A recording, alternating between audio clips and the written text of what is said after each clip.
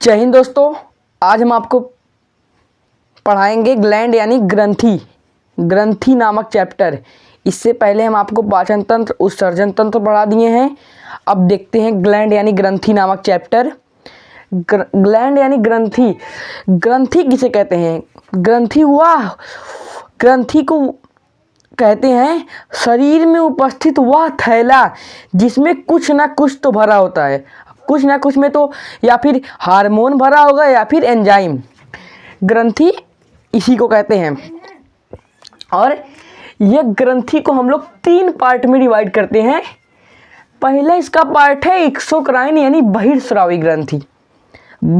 ग्रंथि, और दूसरा है इंडोक्राइन यानी अंतरास्रावी ग्रंथि। एक होता है मिक्स्ड ग्लैंड यानी मिश्रित ग्रंथि। ये मिश्रित ग्रंथि में ये इन दोनों का गुण होता है। अब पहले देखते हैं बहिर्स्रावी ग्रंथि। कुछ लोगों को लगता होगा कि बहिर्स्रावी ग्रंथि शरीर के बाहर होती है, पर लेकिन ऐसा नहीं होता है। बहिर्स्रावी सभी ग्रंथि शरीर के अंदर होती हैं, पर इसमें कुछ होते हैं। ये जो बहिर्स्रावी ग्रंथि होती है ये हमारे एकदम अंदर नहीं पाई जाती हैं। इसमें एंजाइम भरा होता है। इसमें क्या भरा होता है? एंजाइम भरा होता है बहिर्स्रावी ग्रंथि में। और इसके लिए एक खास नली की आवश्यकता होती है। डक्ट यानी नली की आवश्यकता होती है इसके लिए। और तीसरा है ब्लड। यह ब्लड के संपर्क में नहीं आती हैं। एक्सोक्राइन ग्रंथि यह ब्लड के संपर्क में नहीं आते हैं। अगर ब्लड के संपर्क में आएगा तो एंजाइम खराब हो जाएगा, इसलिए यह ब्लड के संपर्क में नहीं आता। और इसमें एंजाइम भरा होता है। इसके लिए एक प्रकार की खास नली होती है यानी डक्ट। जैसे कि आप देखेंगे इसके उदाहरण में आंसू क्या है? बहिर्स्रावी ग्रंथि है। ये एंजाइम है आंसू में लेक्राइमल ग्रंथि। अभी आपको बताएंगे, सभी ग्रंथि पढ़ाएंगे अभी। तो ये एंजाइम होता है आंसू में कहाँ ब्लड आता है? ये ब्लड से टच होती है? नहीं होती है। ये लार बनता है मुंह में। लार कहाँ? ब्लड में। मोम हो गया, ये सब कहाँ? कान का मोम। इसमें कुछ होता है? कुछ नहीं होता है, और ब्लड से टच नहीं होंगी। अब दूसरा देखते हैं इंडोक्राइन यानी अंतःस्रावी ग्रंथि। अंतःस्रावी ग्रंथि में इसमें हार्मोन भरा होता है। और इनके पास डक्ट या नली की आवश्यकता नहीं होती है। क्यों नहीं होती हैं? क्योंकि यह ब्लड के संपर्क में होती हैं। जब यह ब्लड के संपर्क में होंगी तो इसमें नली का कौन सा होता है? ब्लड खुदे वो इस नली में बह रहा है, तो इसलिए नहीं इसकी आवश्यकता होती है। तो इसमें हार्मोन भरा होता है। इसमें डक्ट या नली की आवश्यकता नहीं होती है, और यह ब्लड के संपर्क में आता है। और तीसरा है मिक्स्ड ग्लैंड, मिश्रित ग्रंथि। मिश्रित ग्रंथि में क्या होता है? इसमें एंजाइम और हार्मोन दोनों होता है। तीनों समझ गए? आज हम इस वाले पार्ट में सिर्फ एक्सोक्राइन यानी बहिर्स्रावी ग्रंथि के बारे में पूरे डिटेल में चर्चा करेंगे। उसके बाद हम दूसरा पार्ट बनाएंगे जिसमें आपको बताएंगे इंडोक्राइन यानी अंतःस्रावी ग्रंथि के बारे में। उसके बाद एक और पार्ट बनाएंगे जिसमें बताएंगे मिक्स्ड ग्लैंड। अब चलिए देखते हैं बहिर्स्रावी ग्रंथि के एक सभी ग्लैंड के बारे में पढ़ते हैं। हम लोग ऊपर से नीचे की ओर आएंगे पढ़ते पढ़ते। तो चलिए अब शुरू करते हैं। एक स्क्रीनशॉट ले लीजिए इसका। चलिए अब देखते हैं बहिर्स्रावी ग्रंथि को एक एक करके पढ़ते हैं। पहला है सेरुमीन ग्रंथि। सेरुमीन ग्रंथि क्या है? कान यानी ईयर में पाया जाता है, कान में पाया जाता है। और इसका कार्य है मोम का निर्माण करना। सेरुमीन ग्रंथि का कार्य है मोम यानी कान में। अब मोम का निर्माण सेरुमीन ग्रंथि। तो बचपन में आप देखते हो ऐसे लड़का सब पहले से कानों में घुसिया के खोज निकालता है। तो आप जितना कान को खोदेंगे उतना ही आपका मोम बनेगा। देखते हैं आप लोग देखते होंगे जो जितना कानों में खोदता है उतना ही उसका मोम बनता है, और जो नहीं खोदता वो खुद में नहीं करता है। तो यह हो गया सेरुमीन ग्रंथि। अब दूसरा है लेक्राइमल ग्लैंड। यह लेक्राइमल ग्रंथि आँख में पाई जाती है। अब देखिए हम आपका आँख का स्ट्रक्चर बनाए हैं। ये 2 नंबर जो लिखे हैं यह लेक्राइमल और इसमें 2 ग्रंथि होती हैं और तीसरा है मोबिनियन ग्लैंड। पहले देखते हैं लेक्राइमल ग्लैंड को देखते हैं। तो यह ऊपर वाली जो ग्रंथि है लेक्राइमल ग्रंथि, यह कहाँ पाई जाती है? आँख में पाई जाती है। इसका कार्य यह आंसू का निर्माण करता है। आंसू और कभी कभी सवाल पूछता है कि आंसू में कौन सा एंजाइम? तो लाइसोजाइम एंजाइम। आंसू अगर आप आपका कभी आंसू या इसी का चाट के देखेंगे तो आपका आंसू में नमक मिलेगा। यह हल्का नमक कलर का होता है, मतलब कलर का नहीं, इसमें नमक की मात्रा होती है। अब देखते हैं तीसरा है पंक्टम। ये पंक्टम है, ये वाला आँख के दोनों कोनों में। यहाँ पर अगर देखेंगे आप, यहाँ पर एक लटका हुआ मांस का लोथड़ा मिलेगा। वो मांस का लोथड़ा नहीं, उसको पंक्टम कहते हैं। दोनों कोनों पे आपका होगा, आँख की नाक वाले कोने में, इधर वाले, यहाँ पर और यहाँ पर, यह पंक्टम होता है। पंक्टम क्या करता है? आंसुओं को स्टोर पंक्टम कर लेता है। थोड़ा मोड़ा आंसू अगर स्टोर करके जब आप रोएंगे कस के तो निकलेगा। तो पंक्टम क्या करता है? नाक में भेज देता है। तो देखेंगे अगर कोई रोता होता है उसको नखियों क्यों बहाने लगता है खूब, तो क्यों बहाता है? क्यों? पंक्टम नाक में भेज देता है ये आंसुओं को, इसलिए आपका नखियों क्यों बहाने लगता है, भिजा जाता है एकदम। और तीसरा है आंसुओं में, हाँ ये तो आप समझ गए, आंसू में लाइसोजाइम। अब तीसरा देखते हैं मोबिनियन ग्लैंड। ये मोबिनियन ग्लैंड नीचे की ओर ये वाला ग्रंथि है। तो मोबिनियन ग्लैंड अगर आप देखेंगे बायोलॉजी में सबका हिंदी पाया तो हिंदी नहीं हो सकता, 100% आपको हिंदी नहीं मिलेगा। मोबिनियन ग्लैंड को इंग्लिश में भी मोबिनियन ग्लैंड ही कहेंगे। तो मोबिनियन ग्लैंड में आँख में पाया जाता है। ये क्या करता है? ऑयल एंड आँखों में जो ऑयल होता है उसका निर्माण कर देता है। मोबिनियन ग्लैंड क्या करता है? ऑयल का निर्माण कर देता है आँखों के, मोबिनियन ग्लैंड। और यही मोबिनियन ग्लैंड जब सुबह से लेकर शाम तक आपका ऑयल बना रहेगा, वही रात में आपको कीचड़ बन जाता है, वही रात को आपका कीचड़ के रूप में बन जाता है। तो सुबह आप लोग देखेंगे ऐसे आप लोग उठते ऐसे खखोर के फेंक देते होंगे। छोटे बच्चों को देखेंगे, जाएगा स्कूल, प्रेयर में जाके खड़ा होके प्रेयर करेगा, आँख में से खबर को निकालता रहेगा। तो यह हो गया मोबिनियन ग्लैंड। और तीसरा है मतलब कि चौथा ग्लैंड है स्वीट ग्लैंड। स्वीट यानी श्वेत ग्लैंड, इसे हिंदी में स्वीट और इंग्लिश में श्वेत। श्वेत नहीं है, श्वेत यानी सफ़ेद जगह, ये श्वेत ग्रंथि है। तो श्वेत ग्रंथि का क्या कार्य है? पसीना का निर्माण।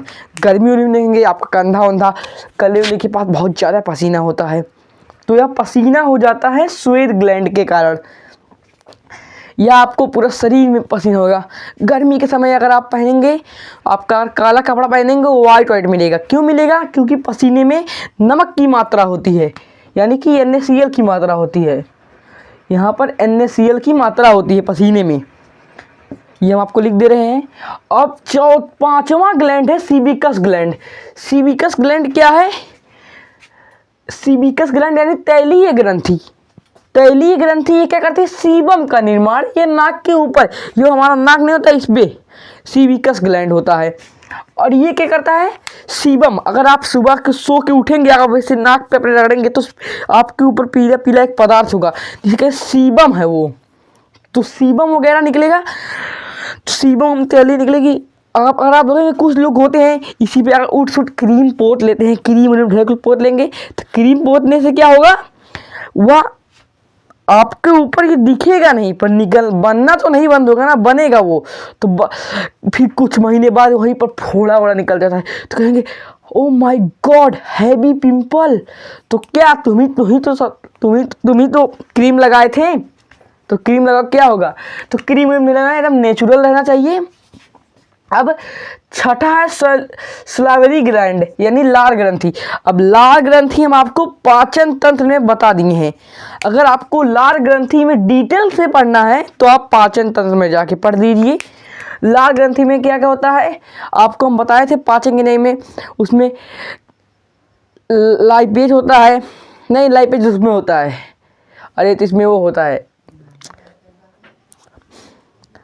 4 ग्रंथि थे, मतलब इसमें 4 एंजाइम थे, पाचक एंजाइम सलाइवरी ग्लैंड। लार में 4, हाँ लाइसोजाइम एंजाइम था, ऐसे ऐसे सब करके थे। और अब इसको अगर आपको डिटेल में पढ़ना है तो आप जाइए पाचन तंत्र में, वहाँ पर हम आपको डिटेल में पढ़ाए हैं। और आपका सातवां है गैस्ट्रिक ग्लैंड यानी जठर ग्रंथि। अब आपको हम जठर ग्रंथि पढ़ाए थे। पाचक एंजाइम, यह क्या है? पाचक एंजाइम है। अगर आपको इसको भी पढ़ना है तो आप जाके पाचक तंत्र में पढ़ सकते हैं, पाचन तंत्र में। और इसमें रेनिन पेप्सिन निकलता है, यहाँ से रेनिन पेप्सिन पेट में निकलता है। रेनिन पाचन करता है, पेप्सिन भी पाचन करता है। पेप्सिन प्रोटीन को पेप्ट्रोन को पेप्टाइड में बदल देता है। और गैस्ट्रिक रोग, अब तीसरा है गैस्ट्रिक रोग भी हो जाता है। किसी किसी लोगों को गैस्ट्रिक रोग हो जाता है। डॉक्टर कहते हैं, आप कहेंगे धुआंहीन ढेकार आने जाता है। धुआंहीन ढेकार क्यों आता है? आपका गैस्ट्रिक रोग हो गया है। तो आपको कहेगा, डॉक्टर कहेगा लीजिए हाजमोला वाजमोला चबाइए, बुकनी उकनी खाइए। बुकनी जानते हैं? गांव में अगर आप रहेंगे तो आप बुकनी के बारे में आपको पता होगा। बुकनी उकनी लोग खाते हैं, उसको आपको आराम मिलेगा। तो बुकनी उकनी बात अलग है, गाँव के लोग। तो गैस्ट्रिक ग्लैंड आपको समझ आ गया। सातवां आपका आठवां है म्यूकस ग्लैंड। म्यूकस ग्लैंड यानी म्यूकस का निर्माण। ये म्यूकस ग्लैंड आपको बहुत मदद करता है। यहाँ पर फूड पाइप यानी ग्रास नली में भी आपको यहाँ पर निकालता है। ये भोजन को अंदर ढकेलता है और आपके नाक में चिपचिपा पदार्थ होता है म्यूकस। आपको हम पढ़ाए हैं सेंसरी ऑर्गन नामक चैप्टर में। अगर आपको इसको भी पढ़ना है म्यूकस ग्लैंड को, तो आप जाके सेंसरी ऑर्गन में पढ़ सकते हैं। अब इतना आप देख लिए, इसका एक स्क्रीनशॉट लीजिए। अब आगे देखते हैं लीवर के बारे में। अब चलिए समझते हैं लीवर के बारे में। लीवर बहुत ही महत्वपूर्ण भूमिका निभाता है हमारे शरीर में। अब लीवर को हमारे दाहिनी साइड में स्थित होता है लीवर। इसे हिंदी में यकृत और उर्दू में जिगर कहते हैं। और ये लीवर बना किस कोशिका का होता है? तो लीवर बना होता है हेपेटिक कोशिका का। यह कोशिका को हम आपको कोशिका नामक चैप्टर में पढ़ाएंगे। ब्रेन में जो कोशिका विभाजन होता ही नहीं है, तो यह आपको हम कोशिका नामक चैप्टर में पढ़ाएंगे। लीवर क्या है? सबसे बड़ी ग्रंथि है। और वह कौन सी ग्रंथि है? तो बहिर्स्रावी ग्रंथि है। लीवर सबसे बड़ी ग्रंथि है और वह बहिर्स्रावी ग्रंथि है। और इसकी सबसे बड़ी विशेषता क्या है? यह महत्वपूर्ण है। यह क्षतिग्रस्त अंगों को स्वतः ठीक कर लेती है। यह अपने क्षतिग्रस्त अंगों को स्वतः ठीक कर लेगी। अगर आप मान लीजिए आप लीवर को काट पीट कर देंगे ना, वह ऑटोमेटिक बहुत तेज कोशिका विभाजन होगा। अपने आप ही अपनी कोशिका को वह ठीक कर लेगा। लीवर अपने ऑटोमेटिक कोशिका विभाजन यहाँ पर बहुत तेज होता है। और यह क्या करता है? कुछ चीज़ों का निर्माण भी करता है, जैसे फाइब्रोनोजेन प्रोथ्रोम्बिन का करता है, हेपेरिन का करता है, एल्बुमिन का करता है। तो फाइब्रोनोजेन और प्रोथ्रोम्बिन क्या करते हैं? यह ब्लड का थक्का जमाने में मदद करते हैं। हम आपको पढ़ाए हैं ब्लड चैप्टर में। अगर आप ब्लड चैप्टर नहीं देखें, आप जाके ब्लड का पूरा 4 चैप्टर है उसको देख लीजिए, आपको समझ आ जाएगा। अगर आपको सिर्फ रक्त का थक्का देखना है तो आपको पार्ट 2 देख लीजिए, रक्त का थक्का कैसे जलता है। तो यहाँ पर हम फाइब्रिन और प्रोथ्रोम्बिन ब्लड में को जमाते हैं। ये बक्लोरोसाइड लोल होते हैं, ये शरीर के अंदरों जमाने लगते हैं। तो यह क्या करता है? लीवर क्या करता है? तो लीवर करता है हेपेरिन का निर्माण करता है। हेपेरिन क्या करता है? वो ब्लड को जमने नहीं देता है। अब कहेंगे कटेगा तो जमेगा कैसे जब ये जमने नहीं देगा? तो इसकी एक खासियत है, इसको जैसे हवा लगेगी यह तुरंत मर जाएगा हेपेरिन। तो वह ये दोनों आराम से ब्लड को जमा लेंगे, पर शरीर के अंदर नहीं जमा पाएंगे क्योंकि हवा नहीं लगेगी। और एल्बुमिन का निर्माण करता है, ब्लड में सहायता होती है। और तीसरी चीज का निर्माण करता है बिलरुबिन का निर्माण करता है लीवर। अब बिलरुबिन क्या है? हम आपको पाचन तंत्र में पढ़ाए हैं कि लैट्रिन का पीला रंग बिलरुबिन के कारण होता है। तो अब बिलरुबिन का निर्माण कौन करता है? तो लीवर करता है। बिलरुबिन कभी कभी लीवर जब खराब हो जाता है तो बहुत ज़्यादा बिलरुबिन निकल जाता है। तो बिलरुबिन निकलने के कारण आपका पूरा शरीर पीला हो जाएगा और आपको पीलिया या जॉन्डिस नामक बीमारी हो जाएगी। तो यह अगर आपका बिलरुबिन की मात्रा थोड़ा कम निकलना चाहिए, अगर ज़्यादा निकल गया तो आपका शरीर पूरा पीला पड़ जाएगा और आपको पीलिया नामक रोग हो जाएगा, आँखों का सब पीला हो जाएगा। और एक चीज़ का और निर्माण करता है बिलीवर्डिन। अब बिलीवर्डिन क्या है? यह पित्त देखिए यहाँ पर बना है, यह पित्त को हरा करता है। बिलीवर्डिंग भी हरा लीवर बनाता है और पित्त को हरा कर देता है। बिलीवर्डिंग यहाँ पर हम स्पष्ट लिखे हैं, यह लीवर हम बना दिए हैं। देखिए बिलीवर्डिंग पित्त को हरा कर देता है। निर्माण देखनी, अब देखते हैं चेंजिंग, कुछ चीज को बदलता है, चेंजिंग करता है। क्या करता है? अमोनिया को यूरिया में बदल देता है। यह हम आपको उत्सर्जन नामक चैप्टर में पढ़ाए हैं। आप पूरा घंघोर के मत पढ़िए, एक सब मत पढ़िए। अगर आप सब चीज का बाबू देखिए मेनली अलग अलग चैप्टर है, तो आप अलग अलग चैप्टर में पढ़िए तो आपको ज़्यादा अच्छा रहेगा, आपको ज़्यादा समझ आएगा। तो अमोनिया को यूरिया में बदलेगा। अगर आपको पढ़ना है तो उत्सर्जन नामक चैप्टर जाके पढ़ लीजिए। और ये क्या करता है? ग्लूकोज को ग्लाइकोज में बदल देता है। एक बार परीक्षा में सवाल पूछा था, अगर लीवर खराब हो जाता है तो व्यक्ति के शरीर में किसकी मात्रा बढ़ जाएगी? तो किसकी मात्रा बढ़ेगी? ग्लूकोज की, ग्लाइकोज की नहीं बढ़ेगी, क्योंकि बदलता है तो आपके शरीर में ग्लूकोज की मात्रा बढ़ जाएगी। यह क्या करता है? ग्लूकोज को ग्लाइकोज में बदलता है। और क्या करता है? कार्बोहाइड्रेट को फैट में, फैट को कोलेस्ट्रॉल में बदलता है। कार्बोहाइड्रेट आप खूब दबा के खाइए, कार्बोहाइड्रेट खाओ तो आइए लीवर क्या करेगा? उसको फैट में बदलेगा।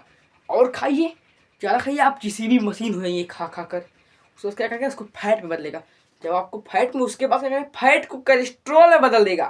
कोलेस्ट्रॉल क्या होता है? हार्ट अटैक का मेनली कारण कोलेस्ट्रॉल होता है। आप लोग देखेंगे मोटे आदमी को हार्ट अटैक ज़्यादा आता है, उसकी अपेक्षा पतले आदमियों को कभी नहीं आता है। तो आप इतना देख लिए। अब आपका तीसरा है सर्वाधिक कोलेस्ट्रॉल कहाँ पाया जाता है? परीक्षा में सवाल पूछा था एक बार पेपर में, सर्वाधिक कोलेस्ट्रॉल की मात्रा कहाँ होगी? तो आप इसमें मेनली बात है बदल कौन रहा है? तो लीवर, तो किसमें होगी? लीवर में सबसे ज़्यादा मात्रा होगी। और अब देखिए, तो हम अब देखते हैं, जहर तथा शराब से यह नष्ट हो जाता है। जहर और शराब पीने से लीवर नष्ट हो जाता है। क्यों नष्ट होता है? तो यह कूपर सेल इसका मर जाता है। अब देखिए, समझते ध्यान से समझिएगा। ये जो कूपर सेल है, ये क्या करता है? ये आप जितना भी अपशिष्ट पदार्थ खाएंगे, ये क्या करेगा? उसको खा लेगा, उसको निकल लेगा। इधर क्या कर रहा है? खा लेगा। उसके बाद ये खा के क्या करता है? वो वहाँ मर जाता है। तो मरने में क्या हुआ? मर गया। हम आपको यहाँ पर आपको हम लिखे, स्पष्ट लिखे हैं। ये क्या कहता है? आप क्षतिग्रस्त अंगों को स्वतः ठीक करेगा।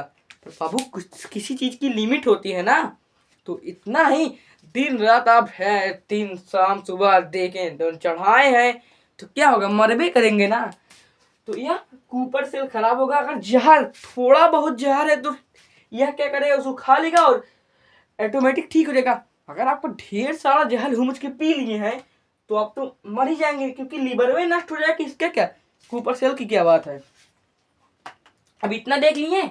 अब देखते हैं ये हम लोग में कहाँ होता है। देखिए, हम लोग में ब्लड का निर्माण कहाँ होता है?